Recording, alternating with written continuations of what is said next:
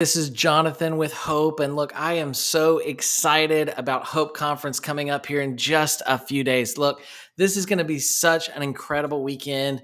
And I have so many amazing sessions that I'm so excited about. But I wanted to invite one of my good friends, Josh Hawkins, to join me for just a few minutes to talk a little bit about him and his involvement in the community and what he's doing to be able to support it with Hope Conference and everything. Josh, it is great to see you. Thanks so much for joining us for Hope Conference. I'm excited. I'm really excited.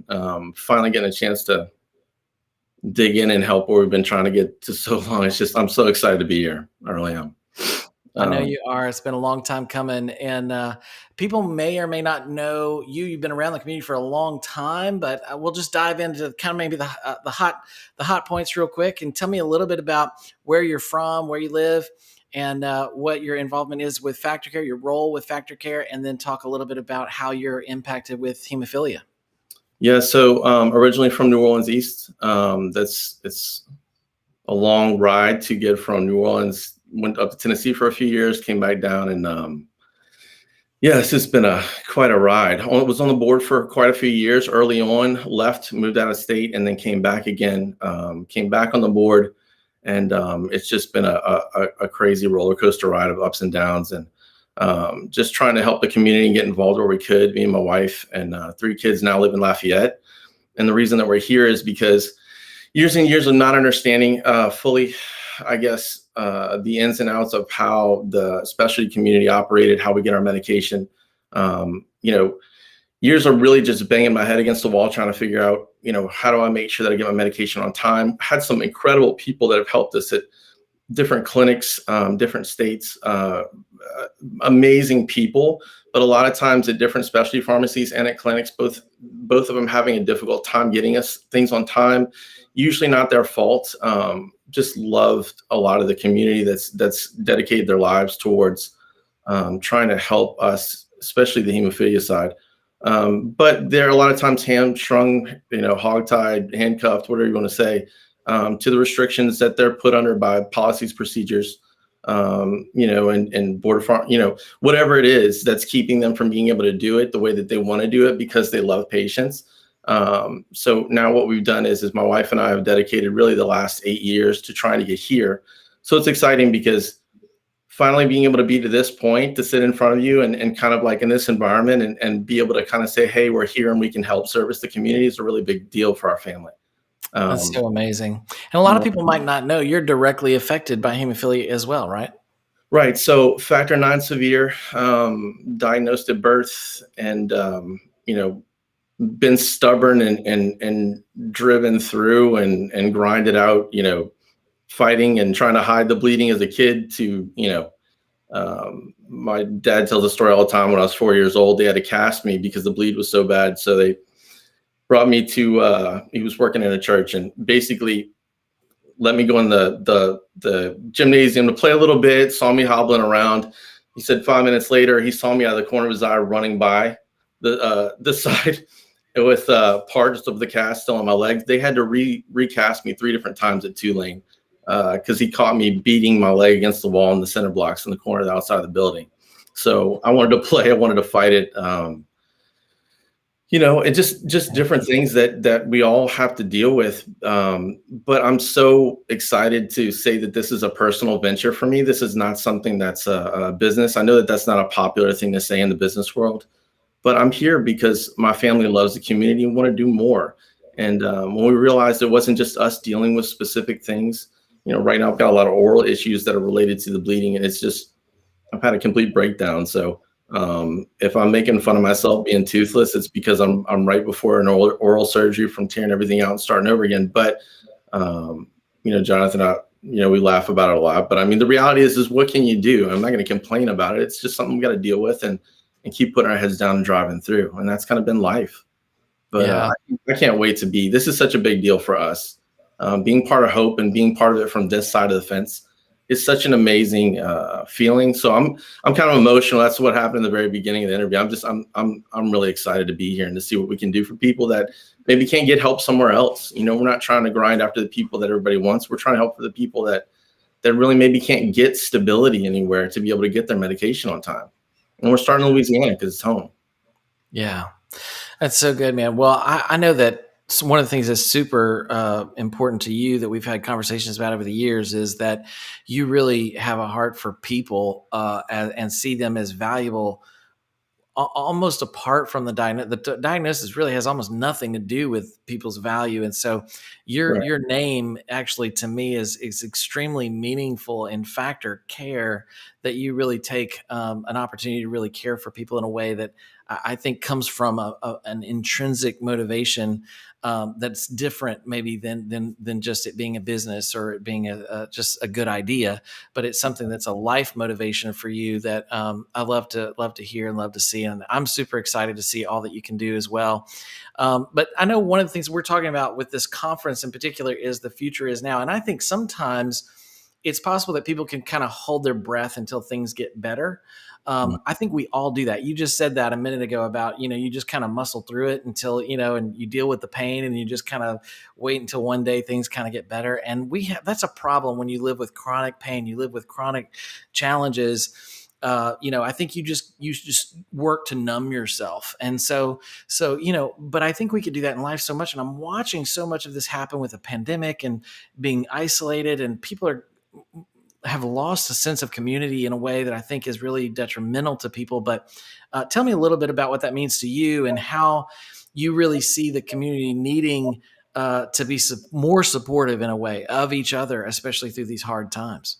Yeah, no, for sure. I think one of the things that's so great about this, and we had the crawfish boil, and sometime inside the last year, it feels like forever ago now, but being able to communicate directly to and in person. I know that we're going to do a lot of live streaming with the conference, but I'm really excited about actually interacting with people again, having the mask mandate lifted by the governor, and then just, it is a big deal, especially to my friends that are hemophiliacs that are more isolated, where they don't have larger families or support groups, or hope plays such a massive factor. And that's why I was so excited to be a part of what this specific group is doing, because hope has always been kind of on the front lines when things happen or go wrong or someone's isolated or really needs it. I mean, I'm kind of preaching to the choir here, but I think it's very important. That's why we're starting what we're doing here with this company through Hope, and we're really with this conference, because this is kind of our coming out party as far as saying, hey, we're here and we want to serve the community in way we can. Um, Man, serve is such a massive part of what Hope does, and really that's the whole entire point of me being here. I really, you know, there's a lot easier ways to make money. There's a lot of different types of ways to do things. I went through an 8-year process to get here, and owning another company, walking away from that after 12 years, and everything that we have, it was like all the chips are on the table. Like we're here in service of this community specifically, and really caring for people. The dollars and cents of it. I'm very, and this about me, but everything is about just the needs that are there and wanting to give whatever I can to those needs. So everything that I have is invested to start this company to be able to give that back to the community without asking for anything in return. We may never get, any clients outside or any patients outside of myself and a couple of people that are here, but that's enough for me. If it helps me financially be able to give back to the community and do more for them so that they can have more interactions with, places like this conference and be able to reconnect with more people, get more support. That stability is such a big deal, especially with pandemics. We're learning a lot right now. I think about community and ourselves, and there's a lot of people coming together, but there's a lot of people in isolation and they don't have another option.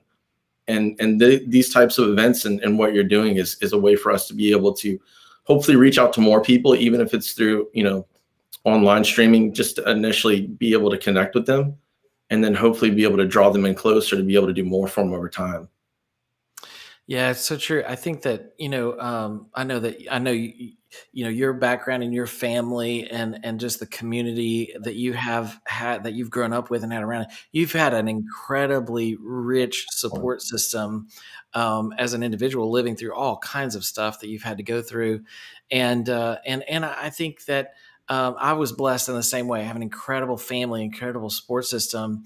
But I know at Hope, one of the things that we do is helping people through these crisis moments. And I've observed how, oh my gosh, like there's so many people have. They just don't have a strong support system. They don't have, like you mentioned earlier, a deep, bench of family members that can really be there when they're going through the hard times.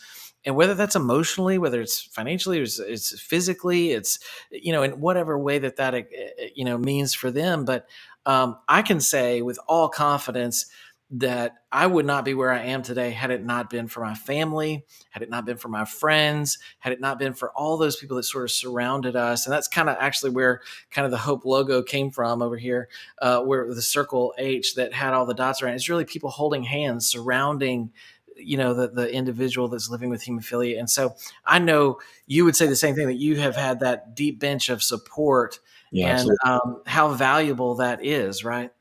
No, for sure.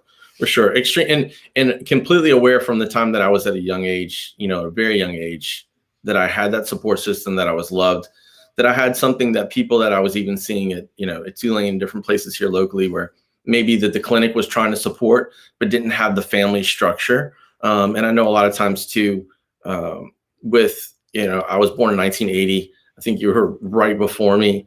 That was a difficult time. Just in history, as far as dealing with the filtration issues, with the plasma derived products, all the things that came with that, and the families literally either financially or for whatever the other reason was, just from the pressure of having a child with a chronic disorder, just literally being ripped apart. And I watched it in front of my eyes over and over again. And I always thought, like, if there's a way, I've got some things that are written down from when I was a kid, but if there was a way that I could find a way to contribute and to help restructure, rebuild, or even be some small part of, which is what I'm planning on doing here. So Yeah. I think that a lot of people talk about what they want to do for the community and are here, and I think that they mean well. And there's some amazing people at this conference that on paper would be competitors of ours, but I'm looking to lock arms with them too, because for me, ultimately, it's nothing but about the patient. Like I could care less about competition, or look, if that guy can do more for you, I want you there. I don't want you here. And I'm going to show that over and over again, because I'm extremely blessed to have a family and friends like yourself that I could lean on in difficult times, which we've locked arms before in years and gone through things that could have been devastating, but because of the support of you, my wife, which I'm extremely blessed with, and my parents, and most of my friends really don't have that. They just don't have it. It's not a normal thing. I'm aware that it's not a normal thing, and I'm hoping to help any way that we can to be able to support and give more of what we have, and give more of ourselves, and even my extension of my family, to this community, and to hope to see this thing thrive and this whole community get in a better space. Yeah, that's so good. Well, one thing that I know for sure about you, Josh, is that and I've observed this over, 20 plus years of friendship, is that I have watched over and over and over again that you mean what you say and you say what you mean. And the proof is in the pudding, but you will absolutely walk that out. You have walked that out every single day, and will continue to do so. And I just want to thank you so much for all that you've already done, really, for the community. A lot of it's probably been behind the scenes. People have no idea all the things that you've invested and given. You're also very private in the way you love to give. You're very generous, but you're one of those people that don't want to be in headlights. And so I know these moments like this are real painful for you, because you don't like to be seen in the forefront. But man, thank you for all that you've done for Hope, and for the community, and for the patients that are in the community that need you. And man, I'm sitting over here on the sidelines just cheering you on, and I can't, man, I'm just so thankful for you having the courage to step out and do this. It's a scary time for a lot of people, but Yeah. it's men with courage that's going to take us to the next level, to really be able to help people and be that support network for others that may not have had the privilege of having it like you and I have experienced in our own families. So Yeah, we're just thanks going for being to. here and being a part of Hope Conference. I can't wait to see you in person this Yeah, coming event. excited. I know you're going to be there with the exhibit hall, so people can come and get to know you better and understand more about what you're trying to do. But thanks again for all you've done, and we look forward to seeing you soon. Appreciate it. Thanks, bud. All right. Bye. Well, I am so excited about this conference coming up and all the activities are going on. I want to say a huge thank you again to Factor Care and to Josh Hawkins specifically for sponsoring this event. It is just without question that we could not provide moments like this without the support of so many amazing companies. And so, thank you, Josh, and to your team for being a help to us to be able to put this event on. Look, we have some amazing things happening. We got some great giveaways. We're giving away a PS5 this weekend. We're giving away a Nintendo OLED Switch. We're giving away $1,000 Amazon gift card. All kinds of things are going to be given away. Plus, not to mention, every session we're going to be giving away a $100 gift card, and a couple of sessions we're going to be doing a $200 gift card. You will have a chance to win in every opportunity that we get together, and so we're super excited about that. And we're just looking to have fun and community and learn and grow together. So, thanks so much for carving out time today to be with me on this live session. And we'll look forward to seeing you. Go register right now on the website. You can check it out at hope-charities.org. You can learn all the information you want to. It's a free event, and you'll be able to, we'll send you the links. You can join from anywhere. You can jump on your phone. You can get on the computer, on an iPad. You can be a part of this event with us just from your own home, or you can come hang out with us in Baton Rouge, whatever works best for you. But we love you guys. We hope to see you very soon, and we'll catch you on the next one.